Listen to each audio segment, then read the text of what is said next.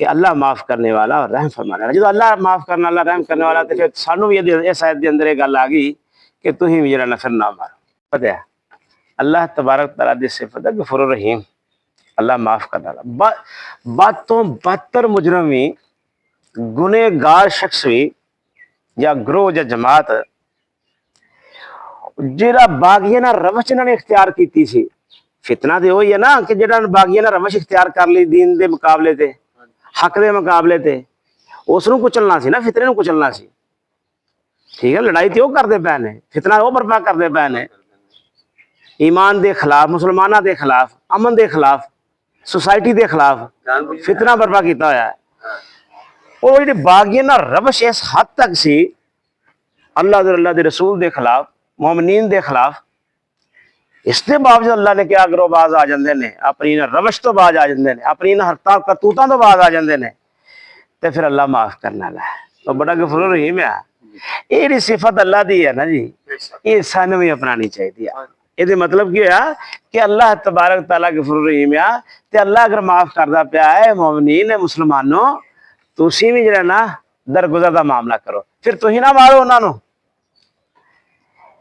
آگے فرمایا جی تم ان سے لڑتے رہو جہاں تک کہ فتنہ باقی نہ رہے اور دین اللہ کے لیے ہو جائے, پھر اگر وہ باز آ جائیں تو سمجھ لو کہ ظالموں کے سوا کسی پر دست درازی روا نہیں.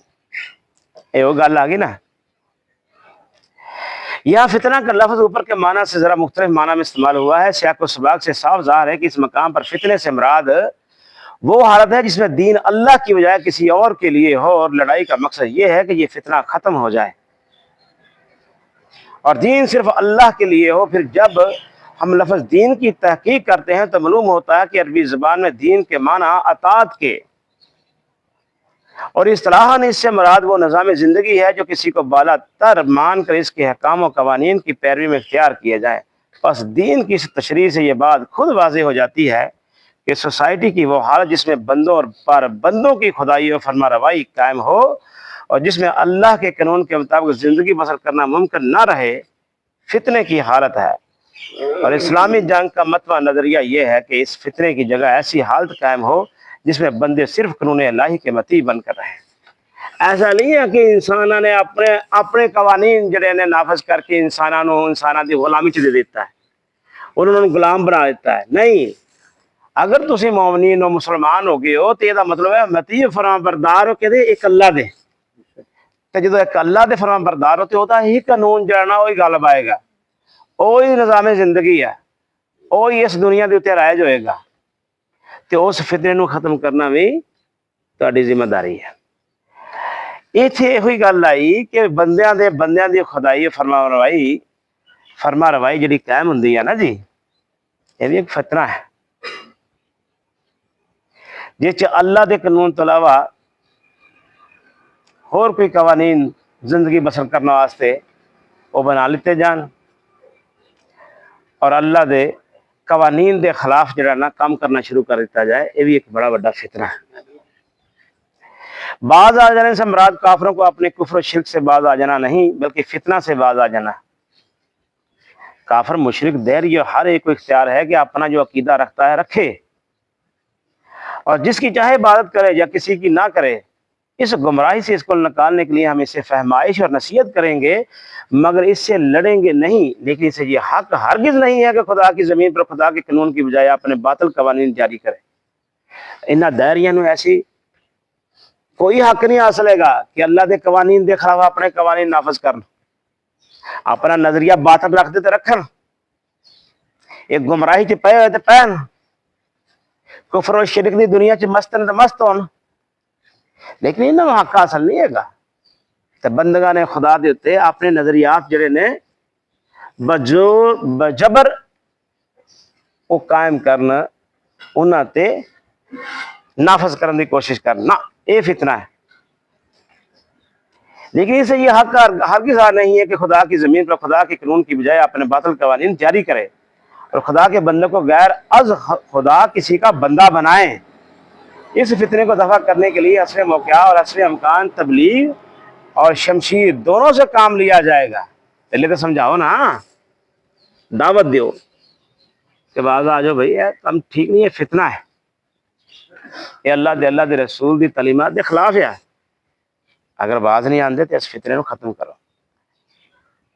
اور مومن اس وقت تک چین سے نہ بیٹھے گا جب تک کفار اپنے اس فتنے سے باز نہ آ جائیں۔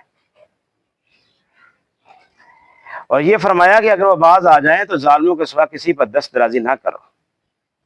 اگلی گل یہ آئی کہ اگر وہ رک جاندے نے تو پھر انہاں ظالماں تو علاوہ تو کسی دے نال تسی جڑی ہے نا کوئی دست درازی نہیں کرنی، زیادتی نہیں کرنی، لڑنا نہیں ہے۔ تو اس سے یہ اشارہ نکلتا ہے کہ جب نظام باطل کی جگہ نظام حق قائم ہو جائے تو عام لوگوں کو تو معاف کر دیا جائے گا، لیکن ایسے لوگوں کو سزا دینے میں اہل حق بالکل حق بجانب ہوں گے جنہوں نے اپنے دور اقتدار میں نظام حق کا راستہ روکنے کے لیے ظلم و ستم کی حد کر دی ہو۔ اگرچہ اس معاملے میں بھی مومنین صالحین کو زیب یہی دیتا ہے کہ عفو و درگزر سے کام لیں اور فتح یاب ہو کر ظالموں سے انتقام نہ لیں، مگر جن کے جرائم کی فہرست بہت ہی زیادہ سیاہ ہو ان کو سزا دینا بالکل جائز ہے۔ قرآن نے اجازت دے دیتی ہے کہ ایسے لوگ جڑے اس چیز تو باز ہی نہیں سے آندے کہ جنہ دے جرائم دی فہرست بڑی لمبی، گھروں نے سازشاں کرنیاں، لڑائیاں پیدا کرنیاں، تو انہوں سزا دیں کہ تھی بالکل حق بجا رکھ جائے۔ چنانچہ جنگ بدر کے قیدیوں میں سے عقبہ بن ابی معیط اور نضر بن حارث کا قتل اور فتح مکہ کے بعد آپ کا 17 آدمیوں کو عفو عام سے مستثنی فرمانا اور پھر ان میں سے 4 کو سزائے موت دینا اسی اجازت پر مبنی ہے۔ نبی مہربان صلی اللہ علیہ وآلہ وسلم انہیں تو زیادہ مہربان تھے کوئی نہیں سی نا، لیکن پتہ سی کہ کیڑا شخص نے جو ہے نا دین اسلام دے اگے رکاوٹاں پیدا کیتیاں نے، فتنہ برپا کیتا ہے۔ اسے آیت دی روشنی دے اللہ دے نبی صلی اللہ علیہ وسلم نے کی فرمایا سی کہ خانہ کعبہ دے پردیاں دے پیچھے بھی چھپ جان تے اتھوں بھی کڈ کے انہاں نوں ماریا جائے، زیادہ پناہ اتھے جا کے لینی ہے نا، کہ اتھے بھی چھپ جاندے اتھوں بھی کڈ کے مار، انہاں نے معافی نہیں دینی۔ انہاں نے بہت کم خراب کیتا ہے، مسلمانوں دے اندر بھی انتشار پیدا کیتا اور لوگاں نوں سوسائٹی نوں بھڑکایا اور دین دے خلاف اور ایمان دے خلاف اور بہت سارے، اور نبی صلی اللہ علیہ وسلم نے بہت ساری تکلیفاں پہنچائیاں انہوں نے، لہذا ایک فہرست جاری کی تھی کہ اے جڑے نہ انہاں دے تے کوئی عام معافی دا جڑا اعلان کیتا سی نا انہاں تے معافی نہیں ہے، باقی 4 نوں سزائے موت دیتی ہے۔ اللہ تبارک تعالیٰ سانو عمل کرنے کی توفیق عطا فرمائے اور اس کے مطابق زندگیاں گزارنے کی توفیق عطا فرمائے۔ وآخر دعوانا الحمدللہ رب العالمین۔ لو جی